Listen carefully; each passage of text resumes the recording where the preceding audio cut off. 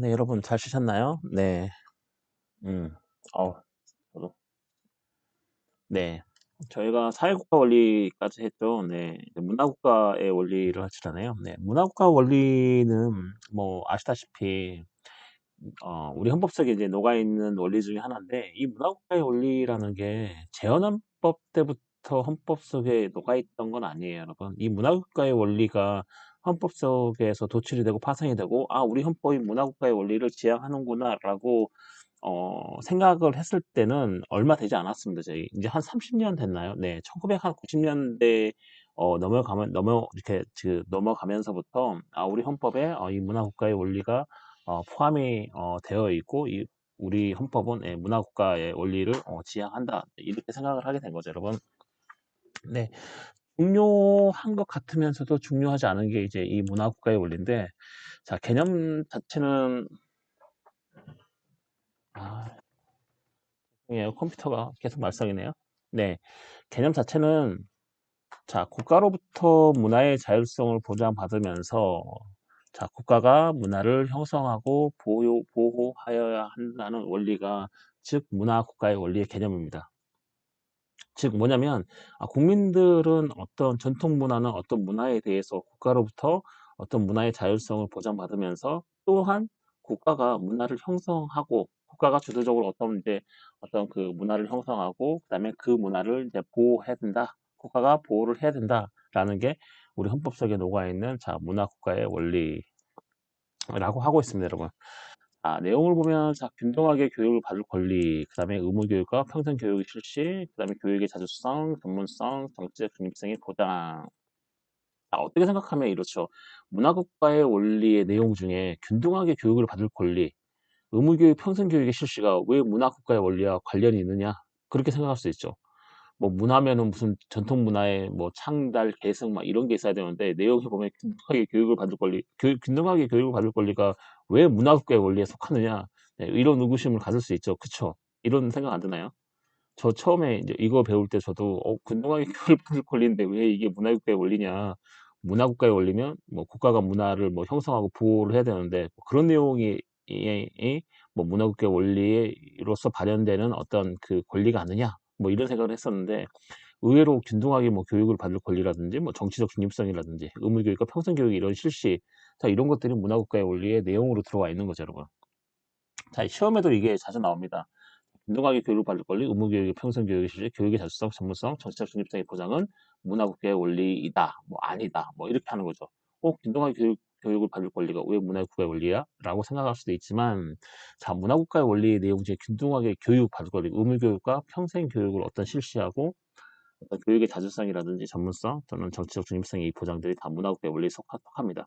생각해보면 이 문화를 누릴 수 있다는 게 뭐 어떤 거죠, 여러분? 뭘 알아야 문화를 제대로 누릴 수 있는 거죠, 여러분? 우리가 쉽게 생각하면 어떤 역사 유적지를 가더라도 이 역사적 배경을 알고 그 유적지에 가면 다 어때요? 훨씬 더 그 문화를 더 즐길 수 있겠죠, 여러분? 그렇죠. 아무것도 없이 그냥 가면, 그냥 무슨 궁궐에 가면 이거 궁궐 터였구나, 이런 것들을 알지만, 이 궁궐은 언제 지어졌고 누가 사용했고, 자, 이런 것들을 이제 알고 간다면은 훨씬 더 그 문화를 누리는 데 있어서 훨씬 더 뭐죠? 제대로 된 문화를 누릴 수가 있는 거죠. 그 다음에 어떤 교육을 받아야지만 국가가 이런 문화를 형성하고 보호를 하고 있는지에 대해서도 이제 감시를 할 수 있고, 이런 것들이 다 연결되는 겁니다, 여러분. 그래서 이 균등하게 교육을 받을 권리라든지, 또는 의무 교육 또는 평생 교육을 실시하고, 교육의 자주성이라든지 전문성, 그 다음에 정치적 중립성 왜 필요해요? 정치적 중립성의 보장에 어떤 문화로서 어떤 정치적 성향이 있는 어떤 그림이라든지 문화를 표현할 수 있겠죠. 그렇죠. 어떤 그림이라든지 어떤 연극이라든지 어떤 문화로 지금 현재 정부를 비판할 수도 있고, 또 현재 정부를 뭐 찬양할 수도 있고, 뭐 이런 거죠. 네. 이런 것들이 어떤 이제 정치적 중립성이 이제 이런 보장도 문화국가의 원리의 한 요소로, 내용으로 들어간다라는 겁니다, 여러분. 그리고 뭐 양심의 자유라든지, 그다음에 종교의 자유, 언론 출판, 집회 결사의 자유, 다 문화와 연결이 돼 있죠. 뭐 언론 문화, 출판 문화, 집회 문화, 결사 문화 이런 거죠. 뭐 종교 문화, 그치? 학문과 예술의 자유 보장. 이거 당연하겠죠, 여러분. 그리고 건강하고 쾌적한 환경 문화 형성을 위한 환경권 보장도 문화국가 원리에 들어가고요. 네. 혼인과 가족대도 뭐 혼인 문화라든지 가족 문화라든지, 그다음에 이 제일 앞에 있는 것도 무슨 교육 문화라는 다 문화국가 원리에 포섭이 가능한 내용이죠. 따라서 이러한 것들이 전부 지금 우리나라 헌법이 추구하고 있는 문화국가 원리의 내용들이다라고 생각하시면 됩니다, 여러분. 자, 그리고 밑으로 갈까요? 네. 국가의 민족문화 창달 의무와 문화재 보호. 자, 이런 것도 이거는 당연하겠죠. 국제 평화의 원리. 자, 우리나라 헌법 제4조 5조에는 자, 국제 평화의 원리에 대해서 얘기를 하고 있는데, 자, 우리나라는 그렇죠. 침략 전쟁을 부인한다. 대한민국은 전쟁을 부인한다라고 하면 틀리죠. 침략 전쟁을 부인하고 있죠. 우리나라 헌법은 지금 뭐죠? 침략 전쟁을 부인하죠. 그다음에 국제법을 존중하고, 그다음에 외국인의 법적주의를 보장하고, 그다음에 평화적 통일을 지향하고, 그렇죠. 네, 그리고 이러한 내용들로 인해서 국가 간의 협력과 공존을 추구하는 원리가 바로 뭐냐면 국제 평화의 원리 그런 거죠, 여러분. 자, 대한민국은 헌법에 나와 있어요, 여러분. 네, 침략적 전쟁을 부인한다. 자, 나와 있죠. 대한민국은 모든 전쟁을 부인한다. 공무원 시험에 이런 게 나오는 거죠, 여러분. 여러분 혹시 헌법 시험 이런 거 보면 그런 게 나와요. 보기에 대한민국은 모든 전쟁을 부인한다. 자, 이렇게 나와 있는데 그거 틀린 거죠. 어떤 것만 부인하냐면 침략적 전쟁. 그러니까 대한민국이 어디에 침략해서 전쟁을 일으키는 이 침략 전쟁만 부인하지 우리나라가 모든 전쟁을 부인하지는 않습니다, 여러분. 네. 그리고 헌법 질서의 존중이라든지 조금 전에 얘기했듯이 외국인의 어떤 법적주의를 보장을 해준다든지 그렇죠? 그다음에 평화적 통일을 지향한다든지 다 이런 것들이 전부 다 국제 평화의 원리에 속하고 외국인의 법적주의 보장에 있어서는 상호주의와 평등주의가 있는데 자, 평등하게 다 대하는 건지 모든 외국인마다 우리나라에 들어와 있는 여러 나라의 어떤 국민들이 있는데 그 여러 나라의 그런 민족들을 평등하게 대할 건지 아니면 상호주의 대할 건지 상호주의라는 건 뭐죠? 만약에 미국이 우리나라를 이만큼 대하면 우리도 미국이 우리나라 사람을 대한 만큼 대하고 그 다음에 일본이 우리나라 사람을 이만큼 대하면 우리나라도 일본 사람을 그만큼 대하고 이게 바로 뭐냐면 상호주의입니다. 각 외국인마다 그 나라가 우리나라 사람을 어떻게 대우하고 있느냐에 따라서 그 대우한 만큼 우리도 그 나라 사람들에게 대우를 해준다. 자, 이게 바로 상호주의고, 자, 그런 거 전혀 상관없이 우리는 모든 외국인, 우리나라에 들어와 있는 모든 외국인에게 똑같은 대우를 한다. 이게 바로 뭐냐면 평등주의인데, 자, 우리나라는 상호주의를 취하고 있습니다, 여러분. 네. 이런 것들이 다 어디에 속한다? 국제 평화의 원리에 속한다. 자, 이 6가지가 지금 배운 게, 자, 우리나라 헌법에 반영되어 있고, 전반에 흐르고 있는, 자, 헌법상의 어떤 기본 원리. 자, 이런 기본 원리로, 자, 헌법이 제정됐고, 헌법이 운영되고, 기능하고, 그 다음에 헌법이 우리의 정치사회나 우리의 공동체 사회를 현재 규율을 하고 있습니다, 여러분. 네. 이렇게 이런 원리로 규율을 하고 있으면서 우리의 민주사회가 헌법 속에 규율 영역 속에 들어와 있는 거죠, 여러분. 자, 현행헌법의 기본 제도를 볼까요? 지금까지는 원리를 봤으면 자, 현행헌법의 기본 제도를 보도록 하겠습니다. 자, 보시면 정당제도네요. 오늘 이 정당제도를 하면 끝이 나겠네요, 여러분. 현행헌법상의 기본 제도 첫 번째로 정당제도를 보겠습니다, 여러분. 네, 제가 말이 너무 빠른 것 같은데, 그쵸? 제가 말을 하면서도 내 말이 너무 빠른가? 이런 생각이 좀 드네, 여러분. 네. 혹시 저번 주 대면 수업했을 때도 제 말이 좀 빨랐던 것 같죠?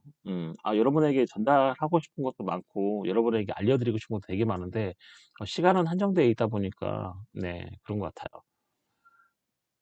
그렇다고, 이 동영상을 대면 수업 하듯이 막 꽉꽉 3시간 채워서 한다는 게 자체가 좀 힘들 것 같아 해서, 동영상은 학교의 방침대로 시간당 25분 이렇게 녹화를 준수를 하려고 하고 있습니다, 여러분.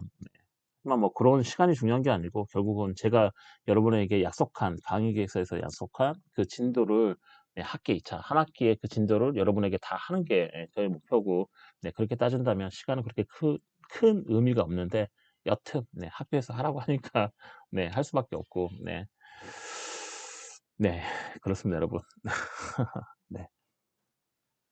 일단, 우리 헌정법의 기본 제도 중에 정당제도라는 게 있는데, 정당제도는 우리나라 헌법 제8조에 있죠. 8조 제1항부터 어디에 있어요? 4항까지.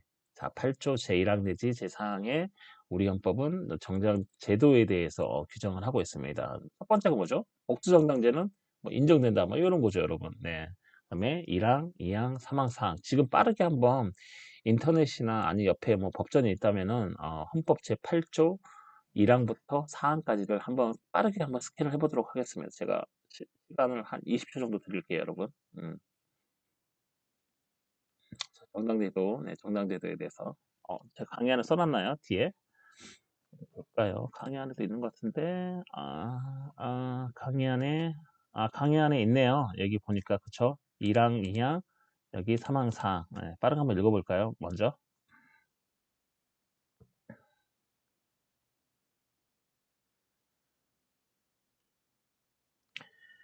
네. 다 읽으셨나요? 이 정당제도에서 우리가 하나 이제 뭐 하나 생각하고 넘어가야 되는 게 뭐냐면 이 정당제도라는 것은 뭐 나중에 혹시 제가 또 기회가 있을 때 말씀드리겠지만 제도적 보장이라고 있습니다. 제도적 보장이라는 게 있는데 이 제도적 보장 제도 중에 하나입니다. 제도적 보장을 제도적 보장 중에 하나가 이 정당제도인데 이 제도적 보장이라는 게 뭐냐면 옛날부터 어느 시대인지는 모르지만 옛날부터 내려오는 그런 제도들, 예를 들면 혼인제도 같은 거 있죠. 혼인제도 또는 뭐 정당제도 이런 제도들은 네, 현행 헌법에서 보장을 해요. 법률로서 이러한 제도를 우리 사회에서 없애지 법률로도 이러한 제도를 우리에게서 폐지를 못하도록 헌법상 보장하고 있다. 자, 이게 뭐냐면 제도적 보장이라는 겁니다, 여러분. 자, 이해하세요?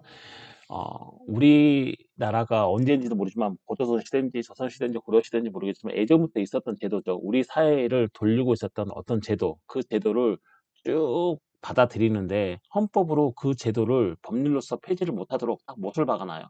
왜냐하면 우리에게 필요하기 때문에. 그 중에 하나가 바로 정당제도고 또 그 중에 하나가 만약 혼인제도도 있습니다. 혼인제도. 그죠? 만약에 혼인제도를 법률로 자, 대한민국에서는 혼인제도를 폐지한다 법률로 하면 어떻게 되겠어요, 여러분? 되게 웃기게 되겠죠, 여러분. 자, 그런 것처럼 이 정당제도도 법률로서 이 정당제도를 폐지를 못하도록 한 게 뭐냐면 이 제도적 보장이라는 겁니다, 여러분. 자, 국민의 기본권은 최대한 보장되는 게 헌법의 궁극적인 목적이고 국가가 해야 될 일이지만 제도적 보장을 받고 있는 이런 혼인제도나 정당제도는 최대한으로 보장하는 게 아니고요. 최소한 법률로서 그러한 제도가 우리 사회에서 없어지지 못하도록 헌법이 보장하는 정도, 즉 최소한의 보장을 하고 있다는 게 이 제도적 보장의 특징이라고 할 수 있습니다. 예를 들면 자, 혼인제도도 제도적 보장 중에 하나죠. 옛날부터 우리나라에서 전해져 내려왔죠. 혼인제도라는 게 그렇죠. 남자 여자 같이 혼인해서 같이 사는 거잖아요. 이 혼인제도가 예전 언제부터 있었는지 모르겠지만 그런 것들이 우리나라 사회에서 쭉 뿌리 깊게 박혀왔고 그 다음에 지금 현재에도 사람들은 혼인을 하고 있고 법률로서 이 혼인제도를 폐지를 못하도록 헌법에서 보장을 하고 있고 그래서 최소한을 보장하고 있는 거죠. 법률로서 이러한 제도가 우리 사회에서 없어지지 못하도록 헌법이 보장하고 있는 최소한의 보장을 하고 있는 게 말하면 제도적 보장입니다. 만약에 제도적 보장을 받고 있는 혼인제도를 국민의 기본권처럼 최대한으로 보장한다. 그럼 어떻게 될까요, 여러분?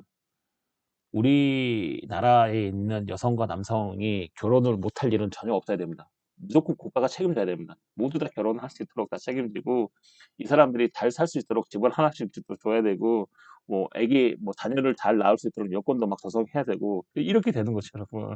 자, 근데 국가가 그렇게 할 수 없는 거죠. 그래서 이 혼인 제도라는 거, 뭐 정당 제도라는 것들은 전부 다 제도적 보장으로 보고 있습니다, 여러분.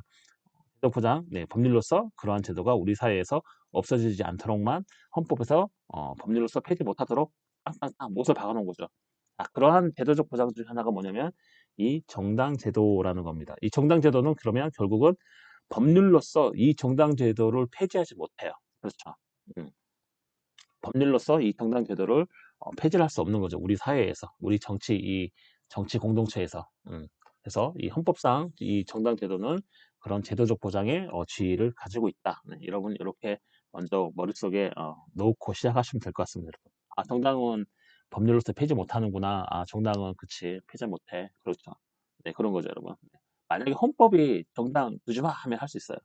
헌법은 할 수 있지만 법률은 못한다. 그렇죠. 자, 이 정당의 개념은 뭐냐면, 자, 국민의 이익을 위하여 책임 있는 정치적 주장, 그렇죠? 정책을 추진하고 공직선거에 후보자를 지지함으로써 국민의 정치적 의사 형성에 참여를 목적으로 하는 국민의 자발적 조직. 자, 여기서 중요한 건 뭐냐면, 흔히 정당 대표가 뭐죠? 국회의원이 될 수도 있고, 국회의원이 아닐 수도 있죠, 여러분. 네. 정당 대표는 국회의원이 아닐 수도 있죠, 여러분. 그쵸, 여러분. 정당 대표는 꼭 국회의원이 아니어도 돼요, 여러분. 여튼, 네. 이 정당은 뭐냐면, 자, 국민의 어떤 이익을 위해서 어떤 책임 있는 정치적 주장, 정책을 추진하고, 그 다음에 어떤 이제 선거가 있다 그러면 그 선거에 후보자를 내는 거죠. 그리고 후보자를 또 뭐 추천하고 또 지지하고 그렇게 함으로써 국민의 어떤 정치적 의사를 형성해서 국정에 참여를 하는 거죠. 자, 그런 목적으로 조직됐는데, 흔히 정당을 공적 기관으로 봅니다. 공공기관으로 볼 수 있는데, 여기서 주의해야 될 건 정당은 공공기관이 아니죠, 여러분. 자, 국민의 자발적 조직이다. 이제 사적 조직이라는 거죠. 정당이 헌법에 제8조에 규정이 됐다고 해서 이 정당이 공공기관이 아닙니다. 이 정당은 단지 국민의 정치적 의사를 수렴해서 국정에 반영시키는 국민의 자발적 조직, 즉 사적인 조직에 속한다. 자, 이겁니다. 이게 바로 정당법 제2조가 규정을 하고 있습니다. 즉 정당은 공적인 기관이 아니고 자, 사적 조직 결사체다. 사적 결사체 이렇게 얘기하는데 자, 정당은 사적 결사체에 속하는 게 바로 정당입니다, 여러분. 자, 하지만 정당은 뭐죠? 헌법적으로 네, 제도적 보장의 지위를 가지고 있죠, 여러분. 네. 자, 그래서 약간의 양면성을 가지고 있는 거죠. 네, 정당은 제도적 보장의 지위도 가지고 있고 그다음에 네, 국민의 어떤 사적인 결사체이기도 하고 네, 그런 거죠, 여러분. 여기가 제 이제 연구소인데 연구소에 다른 사람들이 있어서 네, 조금 시끄럽고 전화도 오고 네, 제가 이제 녹화하는 줄 모르고 막 여기저기서 말도 많이 하는데 여러분 혹시 소음이 있더라도 네, 좀 이렇게 이해를 해주시면 감사하겠습니다. 네, 지금 네, 저 앞에서도 얘기를 하고 있는데 여기가 제 단독 공간이 아니니까 여러분 좀 이해를 해주시면 감사하겠습니다. 여러분 혹시 중간중간에 소음이 들어갈 수도 있어요. 전화 벨소리가 울릴 수도 있는데 네, 감안해 주시면 될 것 같습니다. 네, 여튼 정당법 제2조에서는 정당의 개념에 대해서 방금 제가 말씀드린 바와 같이 규정을 하고 있습니다, 여러분. 자, 그럼 정당은 자, 우리 사회에는 정당뿐만 아니고 어떤 이익단체가 있는데 자, 정당이 그러면 여러분 혹시 이익단체라고 들어보셨나요? 그렇죠. 자기네들의 이익을 위해서 단체를 결성해서 막 주장하는 사람들 있죠. 막 그렇죠. 어떤 이익단체들. 그렇죠. 이 정당은 이제 이익단체가 어떤 점에서 구별되냐면 정당은 일단 정권 획득, 그렇죠. 우리나라 어떤 정권을 획득한다는 목적에서 이익단체와는 좀 구별이 됩니다. 이 정당은. 왜냐하면 정당은 잘못 생각하면은 이익단체 아니냐. 정당은 뭐 국민의 어떤 정치적 의사를 수렴하긴 하지만 뭐 국민이 자기가 원하는 정치적 의사를 잘 전달해 달라. 결국은 그게 자기 이익인 거죠. 그래서 이익단체와 뭐 다를 게 없지 않느냐. 이익단체와 똑같네라고 생각할 수 있지만 정당 자체의 궁극적인 목적은 뭐냐면 정권 획득을 하는 게 정당의 궁극적인 목적이거든요. 네, 그래서 이 정당은 정권 획득을 목적으로 한다는 점에서 자, 이익단체와 구별이 된다라고 할 수 있고 국가적 차원의 정권 획득인 거죠. 이 정당은 국가적 차원의 정권을 획득하는 거죠. 그렇죠? 뭐 문재인도 더불어민주당 출신이잖아요. 그렇죠? 그 전에 뭐 이명박 박근혜는 뭐죠? 새누리당인가? 지금 국민의힘으로 바꿨죠. 막 그런 이제 정당 출신인 것처럼 이 정당은 국가적 차원에서 정권을 획득을 하는 거죠. 그쵸? 네. 정당은 국가적 차원에서 정권을 획득한다는 목적으로 한다는 점에서 그 당의 지역 내에서 정치적 영향을 행사할 것으로 목적으로 하는 지역 정당. 이 지역 정당은 뭐죠? 우리가 지금 하고 있는 헌법 제8조에서 규정하고 있는 이 정당과 다른 거죠. 이해하시나요? 당의 지역, 그러니까 뭐 예를 들면 뭐 충청남도 또는 전라남도, 이 전라남도 안에서 활동하는 그런 정당이 있을 수 있는데, 자, 원래 헌법 제8조가 규정하고 있는 정당은 전국적 차원이죠. 이 전국적 차원에서 어떤 정권을 획득하는 게 정당의 궁극적인 목적이라 하면, 지역 정당은 그 한정된 그 지역 내에서의 어떤 정치적 영향을 행사할 것을 목적으로 하고 있기 때문에, 그 지역 정당은 당연히 헌법 제8조에서 말하는 이 정당과 당연히 다른 거죠. 현재 우리나라는 지역 정당을 인정을 하고 있나요, 여러분? 우리나라에 지역 정당이 있나요? 뭐 전라남도에서만 활동하는 당, 아니면 뭐 경기도에서만 활동하는 당 있나요? 없습니다, 여러분. 현재 우리나라는 지역 정당을 인정하고 있지 않아요, 여러분. 네, 우리나라에는 지역 정당이라는 게 없어요.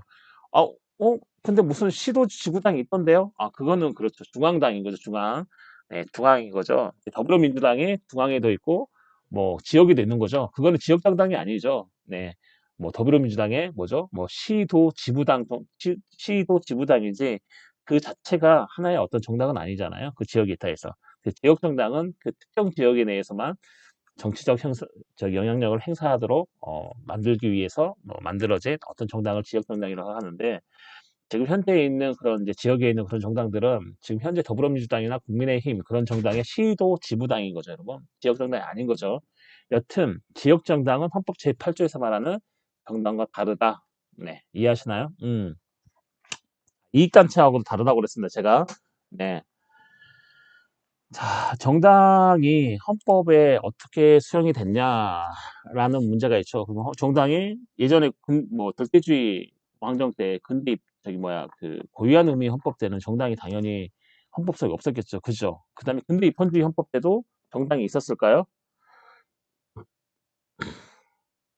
네, 없었겠죠. 네, 없었겠죠. 그다음에 현대복지주의 헌법으로 넘어오면서 이제 비로소 그렇게 근대 입헌주의 말 현대복지주의 헌법, 네, 이쪽으로 근대에서 현대로 넘어오면서부터 이제 정당이 이제 헌법 속에 반영이 되기 시작했는데, 그러면 이 정당이 헌법에 어떻게 수용이 됐냐?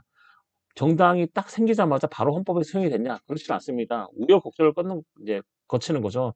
정당이 헌법에 편입이 돼서 헌법의 정당 제도를 규정하기까지의 그런 과정이 어떻게 되냐? 그게 바로 정당의 헌법의 수용이라는 건데, 그거를 트리펠이라는 아저씨가 자 얘기를 해놨어요. 야, 도대체 그러면 이러한 정당이 우리가 가진 이 헌법에 어떤 과정으로 수용이 됐냐? 자, 이것을 연구해가지고 연구 결과를 발표한 아저씨가 트리펠이라는 아저씨예요, 여러분. 네. 네. 그래서 이 트리펠이 정당에 대한 헌법의 태도를 구분을 하고 있습니다. 처음에는 이 아저씨가 뭐라 그러냐면 트리필이라는 아저씨가 야, 처음에는 헌법이 정당을 적대시했다 이렇게 얘기해요. 야, 정당이 뭐냐? 정당이 뭔데? 막 이런 거죠, 여러분. 네. 정당이 뭔데? 해서 아이 무시해 이런 거죠. 여러분. 그래서 이 트리펠 아저씨가 분류해 놓은 그 정당에 대한 헌법의 태도에 따르면 처음에 헌법은 이 정당을 무시했다고 합니다. 적대시했다는 거죠. 네. 뭐, 너 저리 가. 너 필요 없어. 이런 거죠. 네. 적대시했다가, 그 다음에 무관심 내지, 무시 단계. 그죠? 그냥 투명인간 취급하는 거죠. 처음에는 막 죽일 듯이 막 적대시했다가, 그다음부터는 어떤 단계에 이르냐면, 무시 단계에 이르는 거죠. 무관심한 거죠. 네가 있든 말든 나는 모르겠다. 이런 거죠. 네. 무관심 내지, 자, 무시 단계로 진화를 했다가, 그 다음에 뭐죠? 헌법이, 승인. 네. 그다음에 뭐 헌법이 아니죠. 죄송해요. 국가가 이 정당에 대해서 어떤 승인을 하고 그다음에 합법, 자, 법률의 단계, 자, 어떤 정당을 법률로서 편입을 하는 거죠. 헌법이 아니고 이제 승인 내지 국가가 승인하거나 그다음에 합법화 단계로 이르렀다가 그다음에 이러한 단계를 지나서 비로소 헌법의 수용 단계로 들어온 게 바로 정당의 헌법의 태도다. 정당에 대한 헌법의 태도다. 자, 이렇게 얘기한 사람이 누구냐면 트리펠이라는 아저씨인 거죠. 이 아저씨가 밥을 먹고 이걸 연구한 거예요, 여러분. 그래서 아, 정당이 헌법에 수용하는 과정에 처음에는 적대시, 그 다음에 무시, 그 다음에 승인 내지 합법화, 그 다음에 헌법에 들어왔구나. 자, 이렇게 네 단계로 지금 분류를 한 거죠. 자, 이렇게 발전돼 왔다라고 설명한 게 자, 트리펠의 정당에 대한 헌법의 태도입니다, 여러분. 네. 자, 우리나라 헌법을 보면 건국헌법이 아니죠, 여러분. 재헌헌법이죠. 죄송해요. 이거 재헌헌법이에요. 자, 우리나라 재헌헌법, 네, 우리나라 재헌헌법에는 처음에는 정당 조항이 없었습니다, 여러분. 즉, 우리나라 재헌헌법 1948년에 제정했던 우리나라 재헌헌법에는 정당 조항이 없었고, 자, 정당이 있긴 있었죠. 그죠? 그때도 있었죠. 재헌헌법 때. 제1공화국 때 정당이 있었잖아요. 그럼 그 정당을 어디서 인정하고 있었냐? 법률에서 인정하고 있었죠. 국회법에서 정당을 제1공화국 때는 인정을 하고 있었습니다. 즉, 재헌헌법 때는 헌법에 정당 조항이 없었어요. 지금처럼 8조, 헌법 제8조에 정당 조항이 없었고, 단지 국회법에서만 정당을 인정을 하고 있었는데, 자, 트리펠 아저씨가 말하는 단계 보면, 자, 승인 내지 합법화 단계였죠. 재헌헌법 때는. 그렇죠. 재헌은 헌법적인 없고, 법률로 인정을 한 거니까. 그렇죠. 자, 승인 내지 합법화 단계에 있었다. 우리나라 재헌헌법 시기, 즉, 1공화국 때는. 그렇죠. 네. 자, 보죠. 이게 승인 내지 합법화 단계죠. 왜? 정당은 헌법에는 없지만 국회법에서 규율을 하고 있었기 때문에. 그쵸? 자, 제2공화국 헌법. 그쵸? 이 이승만이가, 뭐죠? 3.15 부정선거로 날아가잖아요. 그쵸? 이승만이 짝꿍이 누구였어요? 이기붕 아저씨였잖아요. 이기붕 대통령, 이기붕 아저씨. 네. 이기붕 아저씨가 3.15 부정선거 하죠. 이승만이 대통령 당선되고, 이기붕이가 이승만 밑에서 부통령 해먹으려다가 잘 안 되니까 투표함 바꿔치기 하면서, 뭐죠? 부정을 저질렀죠. 그래서 딱 걸린 거죠, 여러분. 네. 딱 걸려갖고 3.15 부정선거로 날아갔죠. 네. 그때 어때요? 3.15 부정선거하고 4.19 의거로 날아간 거죠. 네. 1공하고 그때 막을 내립니다. 제일 마지막에 누가 하야를 해요? 이승만 아저씨가 하야를 했죠. 이승만 아저씨가 하야를 하면서 윤보선, 네, 그때 윤보선이 대타 뛰었죠. 제2공화국 때, 그쵸? 네, 한번 보세요, 여러분. 혼정사 되게 재밌어요, 여러분. 네, 역사거든요. 이 역사 비화까지 같이 알면 너무 재미있는 얘기가 많은데, 시간이 부족한 도구로 이걸 다 여러분에게 말씀드릴 수 없다는 게 좀 아쉽긴 한데요. 자, 여튼 1공화국 때는 그렇게 지나가고, 제2공화국, 제 이승만 아저씨가 결국엔 대통령 자리에서 물러났습니다. 물러나고, 자, 2공화국이 시작이 되는 거죠, 여러분. 자, 2공화국 헌법에서는, 자, 비로소 헌법에 정당 조항을 신설하기 시작합니다. 우리나라 재헌헌법 때, 즉 1공화국 때 헌법 때는, 자, 이 정당 조항이 헌법에 없었고, 법률에 있었는데, 어떤 법률에 있었냐? 당연히 국회법에 있었죠, 국회법. 그리고 제2공화국 때 비로소 헌법에 정당 조항이 신설이 되고, 자, 헌법의 편입 단계, 즉 트리펠 아저씨 얘기하는 헌법의 수용 단계. 자, 이 단계가 우리나라에서는 제2공화국 때, 2공화국 헌법 때, 네, 헌법에 정당 조항이 신설이 되게 됩니다, 여러분. 자, 제2공화국 헌법 언제예요? 몇 년도죠, 여러분? 1954년이죠, 여러분. 1954년. 네, 54년 제2공화국 헌법이죠. 네. 3공화국 헌법. 자, 제3공화국 헌법은 1962년 헌법이죠, 여러분. 자, 1962년은 누가 정권을 바꿨을 때예요? 네, 박정희 아저씨가 잡고 있을 때죠, 여러분. 자, 박정희 아저씨가 언제 탱크 몰고 청와대에 쳐들어왔어요? 1960년대에 들어왔죠, 60년, 1960년에. 왜냐하면 이제,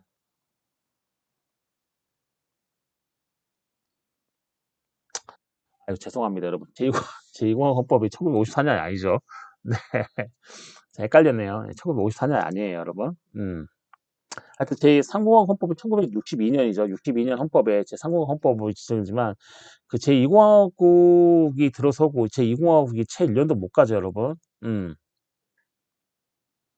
제2공화국이 채 1년도 못 가는데 자, 제3공화국 1960년대, 1962년 헌법이 제정되기 전에 박정희 아저씨가 탱크를 몰고 이제 청와대에 들어와서 제2공화국 때 우리나라가 이제 정부 형태가 대통령제가 아니고 의원내각제를 해보려고 막 이제 뭐 이렇게 되게 정치적으로 혼돈된 그런 시기였는데 정치적으로 혼돈되니까 국민의 삶이 더 피폐해지잖아요. 그래서 공부에서 쿠데타를 일으키죠. 네, 쿠데타. 네, 박정희 아저씨가 쿠데타를 일으켜서 네, 장악을 하죠. 정권 장악을 하죠. 그리고 1962년에 그다음에 제3공화국 헌법이 탄생하게 되고 이 3공화국 헌법 때 비로소 이 정당이 가장 철저한 정당 국가적 경향을 보이게 됩니다.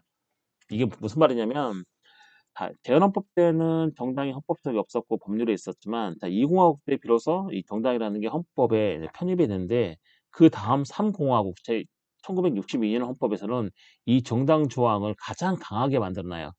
가장 철저한 정당 국가적 경향을 보였다라고 얘기하는 거죠, 여러분.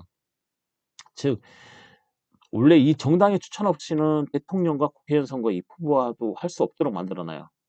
그래서 정당 조항을 되게 강하게 하죠. 네, 강하게. 이 정당이라는 게 원래 재헌법 때는 없었는데, 자, 48년에서 62년, 즉 불과 몇 년이죠? 14년이네요. 14년, 그쵸? 14년 만에 이 정당이 헌법에 편입이 돼가지고 엄청나게 강하게 작용을 하게 되는 게 제3공화국 헌법. 즉, 정당의 추천 없이는 대통령과 국회의원 선거에 입후보할 수도 없었어요. 그리고 지금 현재는 뭐 국회의원들이 정당을 뭐 탈당하고 막 이러잖아요. 정당을 뭐 탈당하고 무소속으로 가고 하지만 이때 제3공화국 헌법 이 시절에는 국회의원이 정당을 탈당하잖아요. 그러면 바로 의원직이 떨어져요. 의원직이 상실하도록 만들어놨어요. 그래서 우리나라는 이 제3공화국 때 가장 철저한 정당 국가적 경향을 보였다. 네. 우리나라의 헌법의 정당은 이렇게 이렇게 발전해 왔다라는 거죠, 여러분. 자, 정당의 법적 형태는 자, 소유재산의 귀속 관계에 있어서는 자, 법인격 없는 사단인 거죠. 이거를 칠판에 쓰면서 여러분에게 설명을 하면 좋은데 칠판이 없어가지고 여러분에게 이렇게 설명하는 거죠. 좀 그렇긴 하네요. 자, 정당은 저 국민의 자발적 조직이라고 얘기했죠. 정당법 제2조에서 사적 결사라고 했습니다. 사적 결사. 자, 그래서 정당이 만약에 해산이 되거나 정당이 만약에 뭐 우리 이제 뭐 그만하자, 정당 그만하자 할 때는 이 정당 명의로 된 재산이 있을 거 아니에요. 그렇죠? 정당 명의로 된 재산. 그 재산의 귀속 관계, 누구 것이냐 있어서는 자, 법인격 없는 사단이라고 합니다. 법인격 없는 사단. 네, 일단 법인격 없는 사단을 한번 찾아보세요. 뭔지 이 법인격 없는 사단이 사단법인 이렇게 하잖아요. 사단법인은 뭐죠? 법인격 있는 사단이죠. 네, 사단은 그냥 결사체를 사단이라고 그럽니다. 자, 법인 그러니까 어떤 결사체이긴 하지만 법이 그 사단을 사람으로 보지 않는다는 거죠. 네, 다시 넘어서 얘기하면 네, 자, 우리나라 법은 사람을 두 부류로 보고 있는데 자연인 살아서 숨쉬고 있는 사람을 일단 사람으로 보고 그 다음에 법인이라고 얘기하는데 이 사람은 살아서 숨쉬는 사람은 아닌데 법이 그냥 걔를 너는 사람이야 라고 봐주는 거죠. 여러분 사단법인 많이 들어보셨죠? 뭐 회사 헬스 사단법인 이 사단법인이라는 그런 겁니다. 뭐 어떤 이제 사적 결사체지만 또는 뭐 어떤 회사가 사단법인 맞아 사단법인 뭐뭐뭐 하잖아요 회사. 자, 그런 것처럼 너는 원래 자연인이 아니에요. 살아 숨쉬는 사람이 아닌데 법이 너를 사람으로 봐줘요. 그게 바로 뭐냐면 법인이라는 겁니다. 여러분. 사람은 우리나라 법에는 자, 자연인과 법인 이 두 가지 두 종류 사람이 있는 거죠. 자연인은 지금 현재 우리 살아 숨쉬는 우리고 법인은 얘는 사람이 아닌데 법에서 야, 넌 사람이야라고 보는 게 이제 법인이라는 건데 사단법인 즉 법인격 없는 사단은 사단법인이 아니고 딱 법인격 없는 사단이니까 그냥 사단인 거죠. 이 사단은 뭐냐면 그냥 결사체예요. 결사체. 결사체. 즉 정당은 국민의 자발적 조직이잖아요. 사적 결사체라고 말씀드렸죠. 그렇죠? 그렇기 때문에 소유재산 관계에서는 법인격 없는 사단으로 보는 거죠. 네. 총유는 뭐냐? 총유는 뭐냐면 총유는 자 재산의 어떤 네, 재산을 공유하잖아요. 네, 공유라는 개념 혹시 들어보셨죠, 여러분? 네, 공유를 들어봤는데 네, 공유하고 총유는 뭐가 다르냐면 자, 총유는 일단 공유는 누군가하고 본인의 재산을 공유한다는 거잖아요. 만약에 어떤 볼펜을 가지고 있는데 이 볼펜이 두 사람이 공유한다 이런 거죠. 두 사람이 공유. 네. 이거는 네. 일단 네. 이거 좀 표를 그려서 설명을 해야 되는데 일단 총이라고 알고 계세요. 제가 다음 시간에 여기다 표를 그려서 여러분에게 설명을 다시 해드리도록 하겠습니다. 네, 일단 총유고 이 총유라는 것은 네, 그 뭐죠? 정당에 있는 모든 사람들이 다 모여가지고 어떤 의결로서 총회를 열어서 의결로서 이 재산을 처분해야 되는 그 재산의 어떤 그 공유 형태가 바로 총유라고 하는 겁니다, 여러분. 네. 이게 이 재산, 정당에 속한 재산을 처분하기 위해서는 정당에 있는 모든 사람들이 모여가지고 총회를 열어서 그 총회에서 의결을 해서 그 재산을 처분할 수 있는 그러한 그 재산의 형태를 우리는 총유라고 얘기하는데 자, 이 정당의 법적 형태, 즉 소유재산의 귀속 관계에 있어서는 법인격 없는 사단으로서 재산은 총유 형태이다 라고 알고 계시면 될 것 같습니다. 제가 다음 시간에 이거 좀 그림을 그려서 잘 설명해 드릴게요. 지금 없으니까. 네. 정당의 헌법상 주의, 자, 헌법기관설, 사적 결과설, 중개적 기관설이 대립하지만 정당의 헌법상 주의는 이제 중개적 기관설이 좀 다수설입니다, 여러분. 자, 네, 정당 뭐 헌법기관이다, 뭐 또는 뭐 사적 결사설이다, 사적 결사다라고 하죠. 또는 뭐 중개적 기관설 이렇게 대립을 하고 있는데, 자, 중개적 기관설은 뭐냐면 국민과 뭐죠? 국민과 국가를 매개 중개한다. 그래서 이 중개적 기관설이 네, 다수설로서 네, 저기 각광을 받고 있는 거죠. 각광. 네. 다수인이 정당은 중개적 기관설이다라고 보고 있는 거죠. 기관이 중개적 기관이다. 자, 이런 학설에 따르고 있는 거죠. 정당이 헌법상 지위를. 네. 이해하시나요?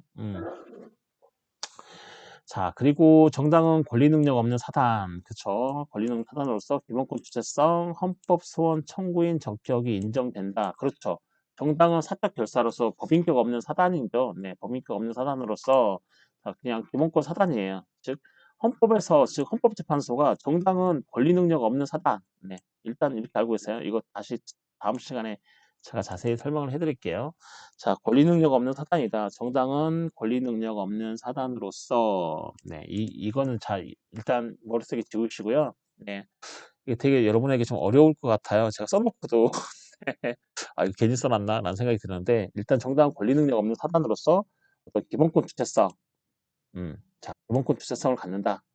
헌법이 명시를 하고 있는 제10조부터 36조까지 규정을 하고 있는 그런 기본권 주체성, 즉 자연인에게만 한정되는 그런 기본권의 주체성은 제외하고 정당도 나머지 기본권 주체성을 갖고 그다음에 공권력의 행사나 불행사로 기본권의 어떤 침해를 받았을 때는 자 헌법소원 청구인 적격, 즉 뭐죠 헌법재판소에 헌법소원도 뭐죠 신청할 수 있고 청구할 수 있고 그런 청구인 적격도 인정되나 자 뭐라 그랬죠?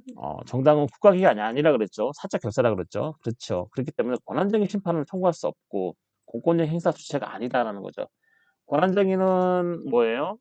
권한쟁의 심판은 헌법재판소가 하는 심판 중에 하나인데 권한쟁의 심판은 국가기관끼리 또는 국가기관이나 지방자치단체 또는 지방자치 상호 간 할 수 있는 심판이 권한쟁의 심판인데 자, 정당은 국가기관이 아니기 때문에 당연히 헌법소원 저기 뭐죠? 헌법재판소가 행하는 그 심판 중에 권한쟁의 심판이 있는데 권한쟁의는 통과할 수 없겠죠. 왜? 국가기관이 아니기 때문에.